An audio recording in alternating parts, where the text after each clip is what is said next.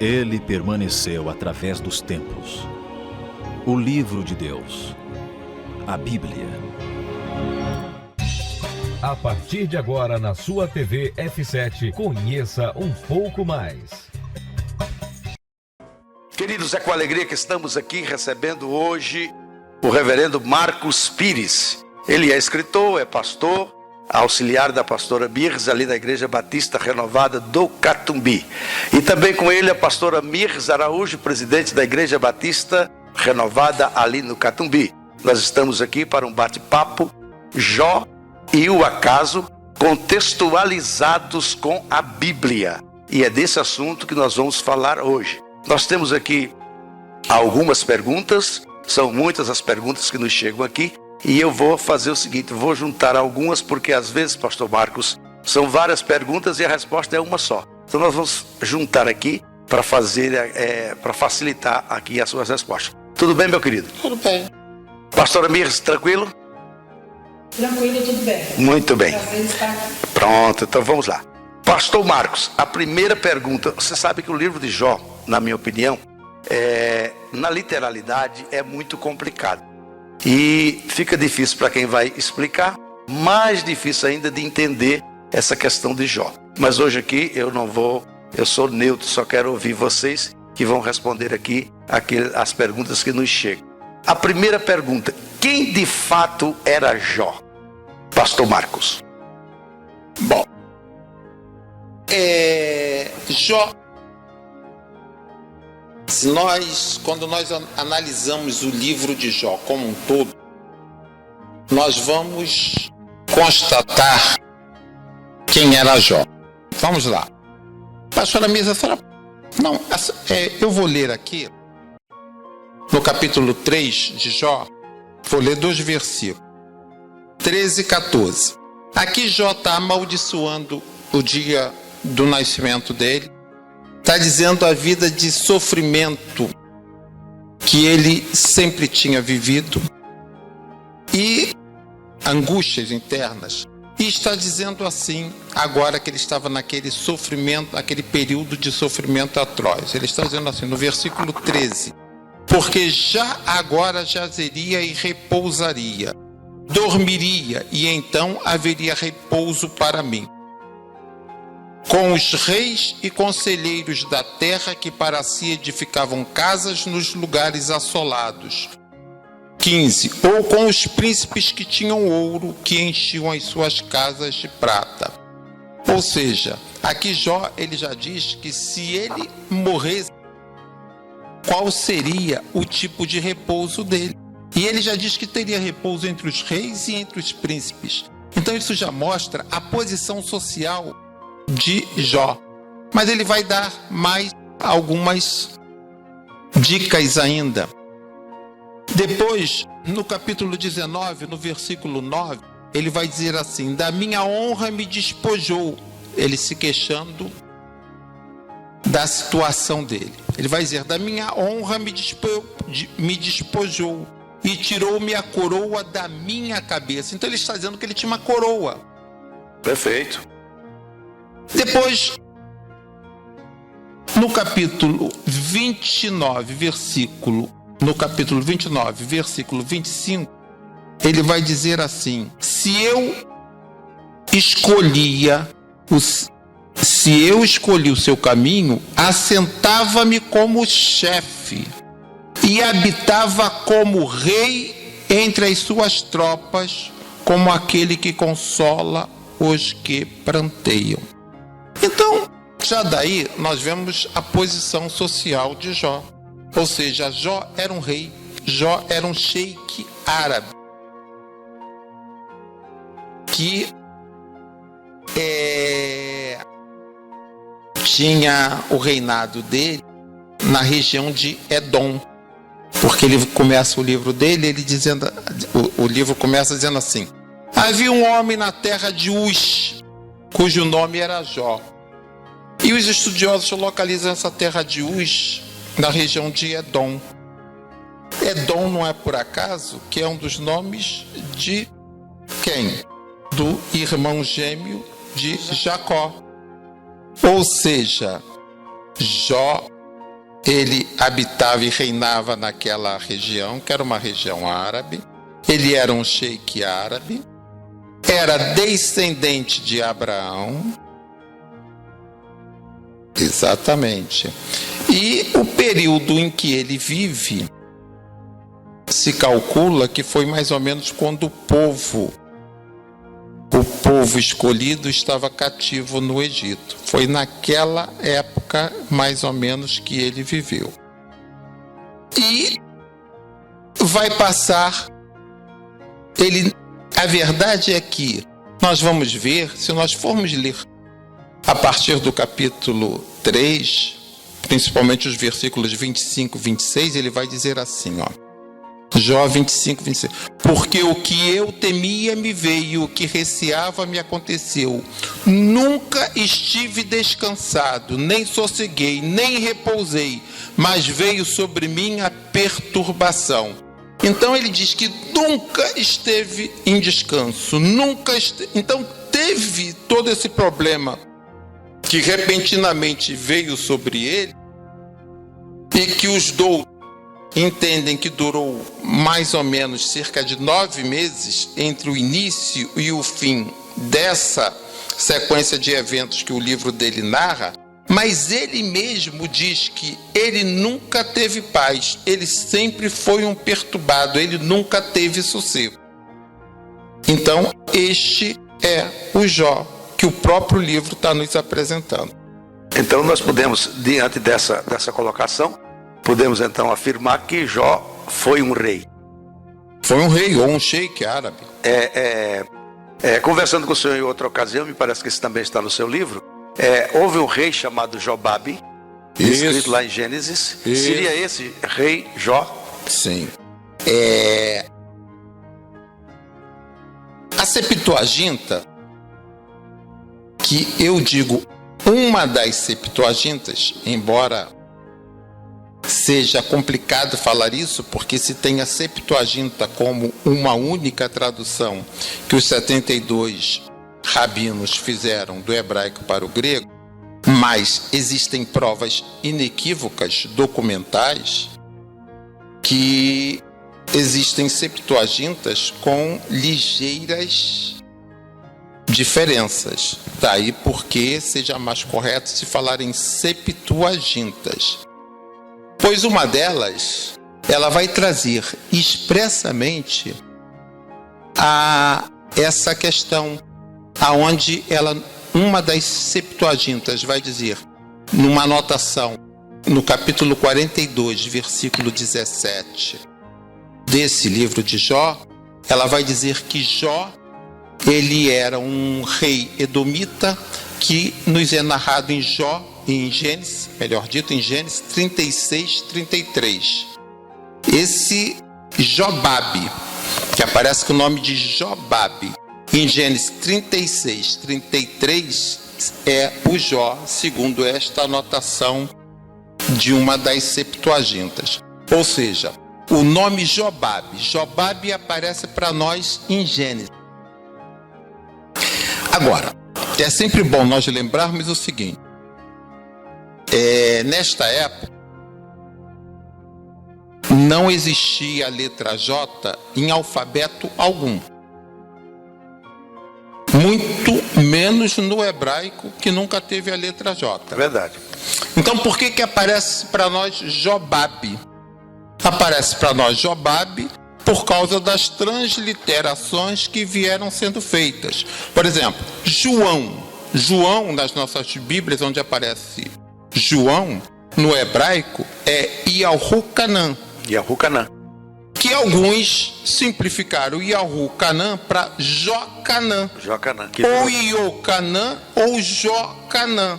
Então, daí nós já vemos que o nome Yahu, eles simplificaram para Iô e depois para Jô. Daí porque aonde diz que o nome era Jobabe, era Yahu-Babe. Yahu-Babe foi para Jobabe, que chegou em Jó. Exatamente. Os nomes todos são implantados? Teve uma sequência. Foi Yahu-Babe, que virou Jobabe, que virou Jobe, que virou Jó. Chegou a Jó. Simplificando. Muito bem. Pastora Mirce, depois de Satanás ser expulso do céu, e se considerarmos a visão do profeta Isaías, lá descrito no livro de Isaías, no capítulo 6, quando ele diz ver Deus no seu alto e sublime trono, e ele então tem uma visão dos serafins, que tinham 6 asas, com 2 cobria os pés, com 2 voava e com 2 cobria os olhos. Considerando a distância, que era quilômetros do próprio Deus, e que esses serafins eram os guardiões do trono, mesmo assim eles não poderiam ver Deus, teriam que colocar as asas sobre os olhos para não ver Deus, para não serem fulminados, embora fossem os seres todos afogueados. Me explique isso aqui, porque é o que chega aqui as questões. Como que pode agora Satanás ir a essa reunião, a esta assembleia, onde na literalidade parece que o próprio Deus estava ali presidindo essa reunião, e agora Satanás chega como se nada tivesse acontecido, como se fosse um da casa, e como se isso não bastasse, o próprio Deus ainda puxa conversa com ele. Só, se nós formos ver aqui o texto, só falta dizer: você não vem mais tomar um cafezinho comigo, onde é que você anda, né? A impressão que Deus ali estava batendo um papo, né? Como é que é isso? Amistoso, familiar. Pode Satanás, a pergunta é essa, pode Satanás voltar na presença do Eterno na hora que ele quer assim? Como é que é isso? O pastor Francisco e os amados irmãos que estão nos ouvindo, é impossível Satanás chegar à presença do Altíssimo. Jamais ninguém pode chegar à presença dele. E é bom nós sabermos que na palavra nós temos que compreender a sua literalidade. Por quê? Não se consegue conceber uma linguagem de forma compreensiva para entendermos a questão de como o homem chega a Deus. Então havia um representante, um anjo do Senhor, que o representava. Veja, os serafins, uma categoria de anjos, cobriam o rosto. Imagine então Satanás. Pois é. Né? Então havia um representante do Senhor que falava por ele, que o representava. E a palavra está abundante nesses textos que nós podemos perceber isso. É isso mesmo, pastor Marcos? Seria, pastor Marcos, seria a mesma coisa que aconteceu lá na sarça ardente, onde diz a Bíblia, se perguntarmos, a pergunta, quem falou com Moisés na sarça ardente? Todo mundo vai dizer Deus, mas se lermos o texto vai dizer, e o anjo do Senhor apareceu a Moisés numa sarça ardente. Também Jacó lutou com Deus, está lá, Jacó lutou com Deus e prevaleceu. Mas também diz que Josué, Jacó segurava o anjo. Então, nós vemos vários lugares onde diz Deus falou, na realidade não era o próprio, mas um anjo do Senhor. Okay? Representando, né? E observando aqui, pastora Mia, o pastor Marcos agora vai nos atender nisto, na própria literalidade, você vê dizendo assim, parece que está se falando em 3 pessoas, porque diz assim, tem visto meu servo Jó, homem reto, íntegro e temente a Deus. Ué, se é Deus que está falando, por que então, não temente a mim? Alguém estava falando por ele, né? Então numa conversa tem a primeira pessoa a que fala, segunda pessoa com quem se fala, terceira pessoa de quem se fala. Então aqui aparece 3 pessoas, é isso mesmo, pastor Marcos? Exatamente, exatamente, é isso mesmo. Em todos esses textos que foram citados, em outros também, o Apocalipse de João, logo no capítulo 1, versículo, e outros, são vários textos. Você citou Êxodo capítulo 3, logo no início. Nós temos aqui a questão de Jó. Nós temos Zacarias capítulo 3, também logo no início. E temos vários textos. Em todos esses textos, eles têm a mesma característica do que nós lemos aqui em Jó, ou seja, a dubiedade da fala. Ao mesmo tempo que todos esses textos dizem que a conversa era com o Eterno, Yahu, ao mesmo tempo, esses mesmos textos, aparentemente contraditoriamente, mostram que eram com um anjo. Todos esses textos, se forem lidos com atenção, Todos esses textos dizem, ao mesmo tempo, que essas conversas todas que nós citamos, Moisés com a sarça, começa dizendo que foi com o anjo, depois termina dizendo, vai o tempo todo dizer que era com o próprio Eterno. O texto de Zacarias capítulo 3, a mesma coisa. João com as visões que ele teve em Patmos, a mesma coisa. E aqui também a mesma coisa. Todos esses textos, vai expressar eles isso, né? Propositalmente, eles trazem essa aparente contradição de, ao mesmo tempo, dizerem que a conversa era com o próprio Eterno, mas já esclarecendo, sempre deixando expresso que a conversa não era na realidade o texto, com o então, Eterno. vai explicitar isso, né? Isso. Conforme lá em Êxodo 33, na conversa de Moisés com o Eterno, que ele clama para ver o rosto de Yahu, o Pai Eterno, ele diz, é impossível, Moisés, homem nenhum viu o meu rosto, porque isso é impossível um homem ver e sobreviver. Então, por isso, então por que esses textos todos trazem essa aparente dubiedade? Para harmonizar a ideia, né? Para mostrar a ideia que vem em toda a Bíblia. Por exemplo, em Êxodo 4,16, em Êxodo 7,1, nós encontramos nesses dois textos, que nós estamos tomando apenas como exemplo, que Moisés, ele resiste, mas o pai Yahu insiste para ele falar com Faraó. E fala para ele, nesses dois textos, repito, Êxodo 4,16 e Êxodo 7,1, falando para ele, Moisés, você vai em meu nome e vai falar com Faraó, porque eu te coloco sobre Faraó como Deus. Fala assim. Então, toda vez que um representante do Pai fala exatamente a palavra que ele mandou e colocou na boca daquele profeta, aquele profeta, pela força da palavra, ele vai com a mesma autoridade, com a mesma força do Pai Eterno. E é por isso que os textos bíblicos fazem propositalmente esta aparente contradição para que a pessoa entenda. E é exatamente por isso que as pessoas não entendem, porque, não vamos entrar nisso, é apenas para dar um en passant para as pessoas entenderem, porque muitos entendem, conforme está lá na literalidade, que o Eterno manda Moisés para falar com Faraó para libertar o povo, mas já dizendo para Moisés que Faraó não iria libertar o povo, o coração de Faraó iria se endurecer, que ele iria endurecer o coração de Faraó e tiraria o povo com o braço forte. Para que então ele manda se ele diz que ele iria endurecer? Porque na realidade não era ele quem iria endurecer. Como Moisés ia como representante dele, com a palavra dele, ele está dizendo, a palavra dele, como sendo ele, iria endurecer o coração de Faraó quando Faraó falasse não. Esse é o significado da palavra do Eterno. Por isso que é bom, e é por isso que aqui não é diferente. Vai nos dizer assim, logo no capítulo 1, vai nos dizer assim, capítulo 1 de Jó 1:8. E disse o Senhor a Satanás.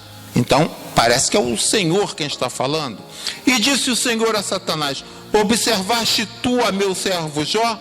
Porque ninguém há na terra semelhante a ele, homem sincero e reto e temente a Deus, e desviando-se do mal. Então veja, o texto está deixando claro, ao mesmo tempo que diz que era o Senhor quem falava, ele está dizendo que eu, o Senhor, dizendo, o aparente Senhor que falava, ele dizia que Jó era temente a Deus e não a mim.